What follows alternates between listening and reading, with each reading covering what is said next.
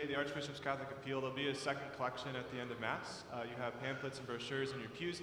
This is the biggest fundraiser in the Archdiocese of Denver. It's an annual thing to help the diocese keep going. As Catholics, as Christians, we need to be intentional about where we give our money.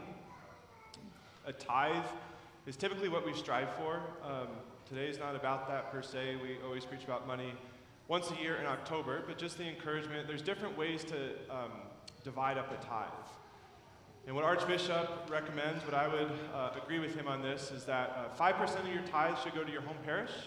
2% he asks to go to Archbishop Catholic Appeal, the ACA today, and then 3% maybe to local charities of your choice.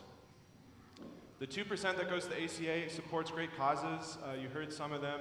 Maybe one plug is Deacon Michael here. He does all the prison and jail ministry in our archdiocese. He helps coordinate that, gets priests to come hear confessions, Mass. He himself goes to jail sometimes to visit the people. They usually let him out, not always, right?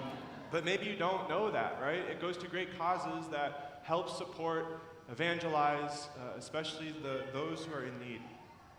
So encouragements to be generous to the Archbishop's Catholic Appeal. 2% is what I personally do.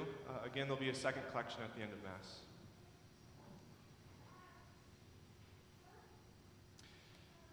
I love being a priest. I love it. And yesterday was one of the days where it's just heavy sacrament, so 2 hours of confession in the morning, a baptism after that, a wedding in the afternoon, and then Saturday night Mass. And I was totally unprepared for my homily last night, so I told the crowd last night, I said, if you want a bad homily, come to Saturday night Mass, right? But if you want a mediocre homily, come to Sunday morning Mass, right? I have one kind of main point for today, and that point is peace. The main message of today is peace. I always find it interesting that right after Jesus resurrects, the first message he gives to the apostles, the first message that he gives today in Luke 24 in a small village called Emmaus, the first thing that he says when he appears in his flesh is peace be with you. Shalom Aleichem. John chapter 20, on Easter Sunday night, the apostles are hiding in the upper room for fear of the Jews. And Jesus breaks into that room behind locked doors and says, peace be with you. The first message of the resurrection. Yes, the resurrection brings hope, brings joy, but God brings peace. Today, Luke 24, it's Easter Sunday, but it's about a couple, possibly a married couple, who have just left Jerusalem, the road to Emmaus. They were in Jerusalem, they saw these horrible events, and then Sunday morning happens, and Jesus is not in the tomb. And it says they begin to doubt. It says they had hoped. They used to hope. They used to hope that God, the Messiah, would come and solve all their problems, but now they're discouraged because they don't find Jesus in the tomb. Has someone taken away his body? Where has he gone? Has he actually resurrected? I've never seen anyone rise from the dead. And then Jesus comes to them in the breaking of the bread. And then later that afternoon, later that evening, Easter Sunday night in a small village away from Jerusalem, Emmaus, they recounted that story. As they were saying this, Jesus himself stood among them and said to them, peace be with you. Shalom. Hebrew is a very dynamic language. It's not just a word that's said, it calls something out of us. So one of the classic phrases of this is the word Shema. Hear, listen in Hebrew. Shema Israel, hear, O Israel, the Lord is your God, the Lord alone. To listen in Hebrew doesn't mean just to hear it. It also calls something out of us to be obedient to it. Shalom is the same way. It's not just peace, an absence of something. Peace certainly has that aspect. It's an absence of chaos, an absence of war. But when Jesus comes and says, peace be with you, he's giving something to us. He's giving something to the apostles. He's restoring something within them. It's a dynamic language. It gives something to the apostles. St. Augustine, in his great work, City of God, maybe you've read it, this is going to be a very, very paraphrased, dumbed-down version of City of God. But St. Augustine will talk about two different cities, the city of man versus the city of God. In the city of man is that city that sometimes we find ourselves in this world, where we're striving for the things of this world, more power, more pleasure, more wealth. And there's disorders there, concupiscence, original sin. But then there's a different city, the city of God, which is all about the divine order of things. And there's a peace in that city. St. Augustine says peace in that city, peace is defined by a tranquility of order, a calmness, a quietness, that when there's disorder in this world, in the city of God, there's harmony, there's order, there's tranquility. Peace is not just a removal of something, an absence of something. It brings a harmony back to our soul. When I was in my first year of seminary here in Denver, we do something called the spirituality year. The spirituality year is a year for the heart, not the head. So there's actually no homework, which is absolutely amazing, right? No grades. You still have classes, you still do some studying, but it's like the best of both worlds, right? You get to study without the grade of it, right? A year for the heart, not the head. In the month of January, in that year, we do a poverty immersion.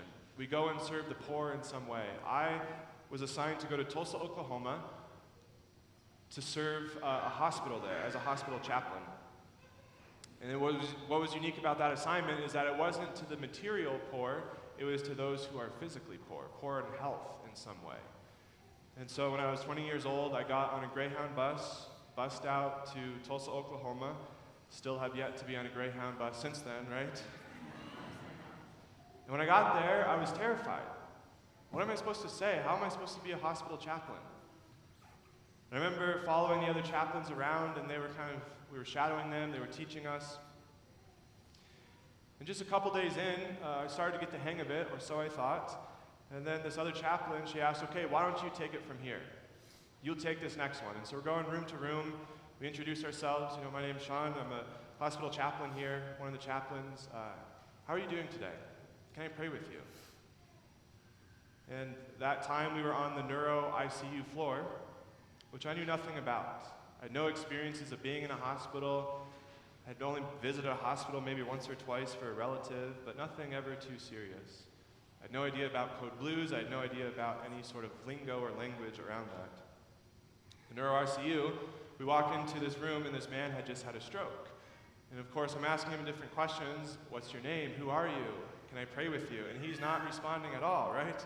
He had just had a stroke. He couldn't speak. And I got so flustered and so nervous because I'm like, conversation is supposed to be between two people, right? And he wasn't responding. And thankfully, the other chaplain there with me, she took over and she finished the conversation for me. But I was so nervous, I was so flustered, and I went back to the chapel later that evening and I was like, Lord, why did you assign me here? Why did you assign me to come to a hospital where I know nothing about? The other guy I was with, Gregory, who's now a priest in Bismarck Diocese, he had a respiratory therapist degree. So he knew, he had worked in hospital, he'd done his rounds or residency, whatever it's called for nurses, right? He had done all that, he knew the language. Lord, why did you assign me here? I don't know what to do, I don't know what to say, and what if this happens, and what if that happens? How am I supposed to respond? And as I'm complaining and relaying this to Jesus, just very clearly in that moment, he just said, Sean, stop talking. Stop talking, right? And very clearly, I just heard the Lord say, I will be with you. I will be with you. You don't have to have fear. You don't have to have anxiety. I'll give you the words when you need them. Be at peace. Have a calmness, have a tranquility. Where there's disorder maybe in your heart, I will bring a new order. Be at peace. It wound up being one of the most transformative experiences of my life. Those would be different stories, but all I have to say, Jesus wants to bring peace, a newness, a harmony, a tranquility, a calmness In the city of man, there's a lot of anxiety, there's a lot of fears, there's a lot of things going on, and Jesus wants to say, don't worry about those things, come and have peace. Peace be with you. Not just an absence of chaos, of war, but Jesus wants to fill you with something. Fill you with his peace. Fill you with order. If we're honest with ourselves, sometimes we strive for the city of man, the things that are disordered. If we're honest with ourselves, right, St. Paul will say this, why do I do the things that I don't want to do? And don't do the things that I love. Concupiscence. Why am I attracted towards disorder? Why am I inclined to sin at times, inclined to do what is wrong?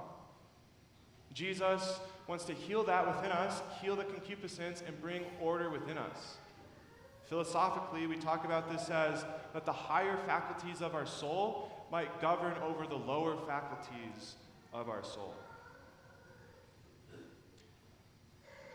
Where do you find chaos in your life? Where do you find division? Where do you find a lack of peace, disharmony, anxiety, fears? Jesus appears in your midst today and says, peace be with you. The first message of the resurrection is one of peace. Last point for today. Our first reading talks about this, and our gospel talks about this as well. Jesus, when he tells about the Old Testament, when he tells about the scriptures, when he prophesies, he interprets the Old Testament, and specifically, was it not necessary that the Christ should suffer? Thus it is written that the Christ should suffer and on the third day rise from the dead. Suffering is not antithetical to peace. We often think that if I had peace in my life, I'd have no suffering. Suffering is the healing remedy, the antidote towards maybe anxieties and fears, but that doesn't mean we won't suffer. It was necessary that the Christ would have to suffer. Peace, when God gives you peace today, it's not a removal of suffering, but rather in our hearts, it's an acceptance to say, Lord, I surrender to you, I trust. I trust that this suffering that I'm going through, this hardship, will actually bring about a greater good in my life. Don't run away from sufferings. Surrender, just as Mary does, to say, Lord, let it be done to me. Today, Jesus brings peace. Where in your heart do you find chaos, division, fears, anxieties? Allow Jesus to come and speak to you today. He comes in our midst and he says, peace be with you.